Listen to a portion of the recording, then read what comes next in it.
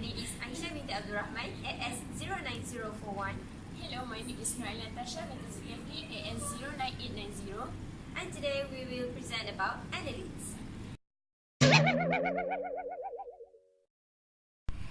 Annelids is the only trochozoan with a segmentation and a well-developed column.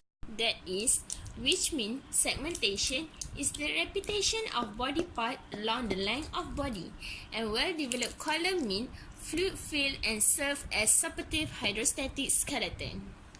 Now I will talk about earthworm. What is earthworm? Earthworm is an example of oligochaete. What is oligochaete? Oligochaete is oligo, few, chaete, bristles, or ceti.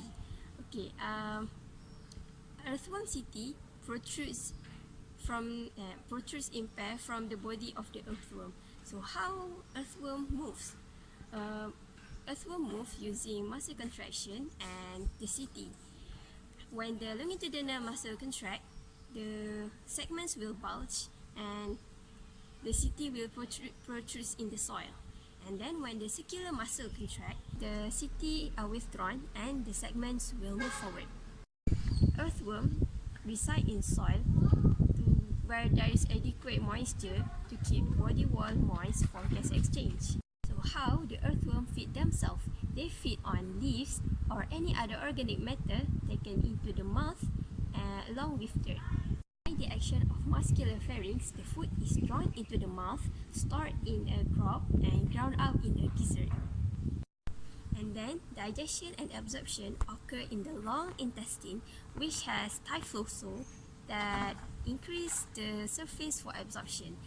Lastly, the waste is eliminated through the anus. The respiratory system consists of paranephridia, which consists of coiled tubules between segments in each segment, or in other words, kidneys. A nephridium has two openings. One is a ciliated funnels that collects coelomic fluid, and the other is an exit in the body wall. Between the two openings is a convoluted region where waste materials is removed from the blood vessels about the tubule. Annelids have a closed circulatory system. Oxygenated blood moves anteriorly in the dorsal blood vessel to the ventral blood vessels, which is connected by 5 pairs of muscular vessels called hearts. These pulsations are responsible for blood flow. As the ventral vessel takes the blood to the posterior regions of the body, it gives off branches in every segment. Earthworms are hermaphroditic, which means they have both male and female sex organs. The male sex organs are testes, seminal vesicle, and sperm duct. Meanwhile, the female sex organs are ovaries, oviduct, and seminal receptacles. So now I will explain how the earthworm mate. Firstly, the two worms will lie to each other in parallel in the opposite direction. Next, their clitellum will secrete mucus to prevent the sperms from drying out as they pass to each other. After the worms separate, the clitellum will produce line tube which moves along the worm body. The eggs and the sperm received earlier are deposited, thus fertilization occurs. Lastly, the slime tube will produce a cocoon to protect the hatch worm as they develop. This is the earthworm cross-section.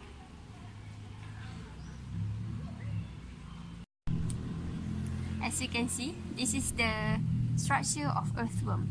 For digestion, the body parts involved are mouth, pharynx, crop, gizzard, intestine, and lastly it will be eliminated through anus. For locomotion, the body parts involved are ceti and muscle layers, which are longitudinal and circular muscle. For excretion, the body parts involved are coelom and nephridium. For blood circulatory system, the body parts involved are hearts and blood vessels. For reproductions, the body part involved for male are seminal vesicle, testes, and sperm duct. For female reproductive organ, ovary, oviduct, and seminal receptacle. This is Annelids. Annelids have setae, which mean bristle. It protrudes from the body wall, anchor the worm, and help it move. Annelids divided into two: oligochaetes, which have few setae, and polychaetes have many setae. Polychaetes have setae in bundle on their parapodia, which para mean beside, and podia come from word podos, which is mean food. And the setae is used for swimming and also as a respiratory organ where they can expand their surface area to allow for their exchange of dissolved gases. Some polychaetes freely swimming, but majority of them live in crevice or burrow into the ocean bottom.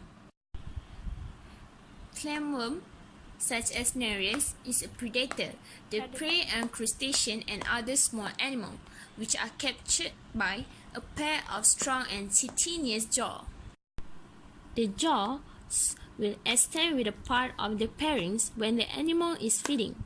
Nereis is cephalous, which means they having a head region with eyes and other sense organs. Polychaetes have their breeding season, which they have sex organ only during this time. They will shed their portion of their body which containing either eggs or sperm. Then the eggs or sperm will float to the surface where fertilization takes place. Then it will rapidly turn into a zygote, which then develop into the trochopore larva. Next, we're going to talk about leeches. Leeches live in freshwater habitat. It ranges in size is from 2 cm until 20 cm for medical knowledge. It varies in patterns and color, but mostly are brown or olive greens. It also are flattened dorsoventrally. They have body plan like other annelids, but they have no setae, and each body ring have transverse groove. Some leeches are free-living, but most of them are fluid feeder, which make them attach themselves to open wounds. There are two types of leech sucker, which is one is small and they have oral around their mouths, and another one is posterior one. Leeches are able to keep blood flowing, which is caused by hirudin, which is a powerful anticoagulant in their saliva, and few scientists figure out that they have chemical with local aesthetic properties, which explain why bite of leech is usually not painful.